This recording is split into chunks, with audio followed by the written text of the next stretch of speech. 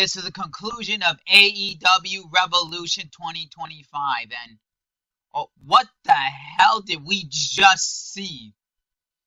Like, this main event for Revolution was, I can't even explain it and put it in words. Like, it made the show and completely ruined it. Completely ruined Revolution. Like, why? Who thought this this main event was even a good idea? Who booked this? Tony? I don't know, but the match from beginning to end, it was boring as hell.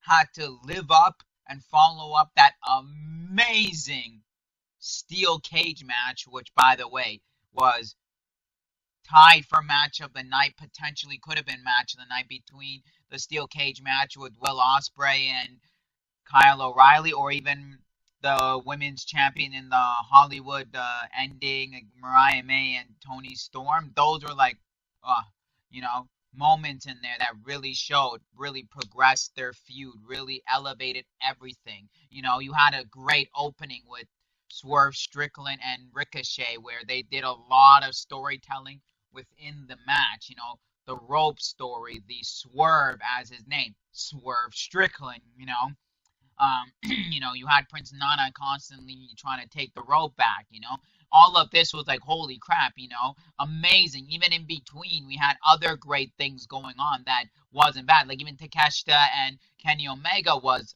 storytelling beautifully, massively. All the match was amazingly done. You know, you had 4-star matches, 3.5 star, 3.75-star matches, and then we get to this, what's essentially supposed to be a good main event, which ends up becoming the biggest flop in main event history. Yeah, seriously, the biggest waste of a main event ever. I'm sorry. AEW killed everything. They literally just killed everything. They killed Edge, Adam Copeland. They killed Jon Moxley, and they killed Christian Cage. Also, what's baffling to me is, why in the hell did they have Christian Cage cash in only to have him get jobbed out like that? Like, this was the worst cash in history. And we can go back to WWE with the Money in the Bank, where they had Damian Sandow have a failed cash in. Okay, because it was part of his gimmick, because the whole thing, he was feuding with Cody at the time, and Cody was trying to stop him. All right, there was a story being told there, you know. This was just pure, utterly BS, malarkey, useless. Like, why? Why, Christian? Why did they? And also, why did they even need to insert Christian? Okay, it might have been better if Christian Cage would have capitalized. Oh my God, boom. No, but the match, nobody got anything in. There was nothing special about it. Like, I'll tell you this. I was talking to two other friends on the phone, right? And yeah, they didn't care either. They were bored. Like, one of my friends said, this match is so effing boring. I can't stand it. Can it just end? Another friend of mine's like, yeah, I don't know. What's up with this match? I'm like, I know. Even my dad, huge Jon Moxley fan, said, I'd rather go to sleep. Now, obviously, he didn't even watch the match. He got up after the right after the cage match, and he's like, I'm going to bed. And I'm like, you're gonna miss Moxley. He goes, eh. Well, I'm gonna say this. Good thing he didn't watch it, because he would have had the same reaction. But yeah, it's like baffling to me how they can open up with Swerve Strickland and Ricochet and put on a 4-star banger.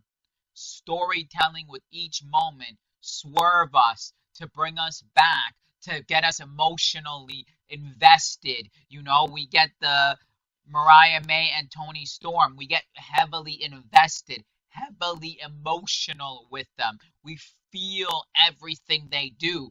Takeshita, Kenny Omega, we follow, feel every moment. The steel cage match blew the roof off the building, you know, like that could have and should have been the main event. But I get it, AEW World Heavyweight title. But then they let everything go and said, F this pay-per-view. We're going to kill it in one moment. This will be the killer and the sword that went through the chest.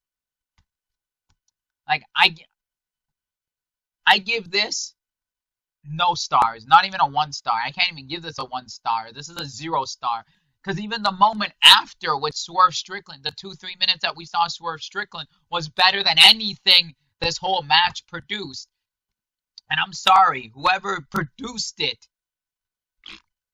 or sorry, they don't even have producers to produce. They just, oh my God. Like everything was just a major frown down.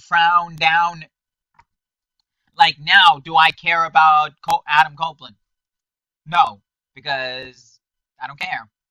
I don't care where he goes. You know, the whole Jay White in getting involved in this match was like, I get it. You want to get rid of the Death Riders. It's fine. Wheeler Yuta comes in. You would think let me say this, the smart thing they should have done. The smart thing they should have done was have Wheeler Yuta turn on Jon Moxley based on what they were doing and how they did their build going in on Dynamite. And then what Moxley said on Collision, and he's like Yuta this, Yuta that, but Yuta doesn't care, so he doesn't know what's, so it only made sense. But no, let's just have Yuta help Jon Moxley, and then afterwards, let's have him shake his head and be like, I don't know, why did I do this, and leave. Like, oh my God, that was the worst piece of crap garbage. Like right now, I don't care for Wheeler Yuta. I lost all care for Yuta. Yuta can go screw himself. Jon Moxley, get the F off my TV. Adam, I'm sorry. Edge, you're in my top 5 favorite wrestlers, but right now I could care less what you do in AEW at this point. Christian, go home. I lost all interest. I don't care. The patriarchy, sorry. This just made me go, patriarchy who? I'm sorry. The patriarchy, get out of my head. I'm sorry. This killed everybody. The only person it didn't affect was Jay White, because Jay White did the job he was supposed to. Swerve Strickland, after the match, did what he was supposed to. But at this point, please, I just hope Swerve Strickland at Dynasty, because I feel like that's when he's getting the title shot. At Dynasty, please beat Jon Moxley and end this piece of crap for good. Because already Tony Khan killed everything here. And they killed the Death Rider, and they killed the AEW World Heavyweight Division. See, after an amazing pay-per-view, minusing the crap that Mercedes Moné put us through. I'm sorry, Mercedes. You should get off my TV as well as so. Mercedes Moné can go F herself and go in a corner, because she doesn't exist. Other than that, it was an amazing pay-per-view. It was an amazing night. I was like telling my friends, this is like old school ECW at its finest. And then you retcon it by going, nope, this is the most BS piece of crap you're going to watch, and enjoy it on a piece of platter, on a poo-poo platter. AEW, fix your crap. This was the worst main event I've ever seen in the history of the main event. This was the worst world title match I've seen in the history of world title matches. And I've seen bad matches, and you take the cake as top dog poo-poo garbage. Anyways, if you didn't like the main event, please disdain in the comment section below. And Tony Khan, wake up. You are not a booker. You are a mark with money. You're a money mark. Get the F off the booker's table and hire real bookers to book your show. Stop trying to run this to the ground. Look at what you did at Revolution. Look at what you did. Anyways, if you're not yet subscribed, you see the red subscribe over here. Hit it so that it turns gray. And then the bell button, hit the bell button so you can be notified for all videos. Share this video around, like this video, tell all your friends. If you like video games and wrestling, well, come to Retromania Toronto. There's a channel for you. Anyways, remember, as always, enjoy life. Keep on collecting. We'll see y'all for another video.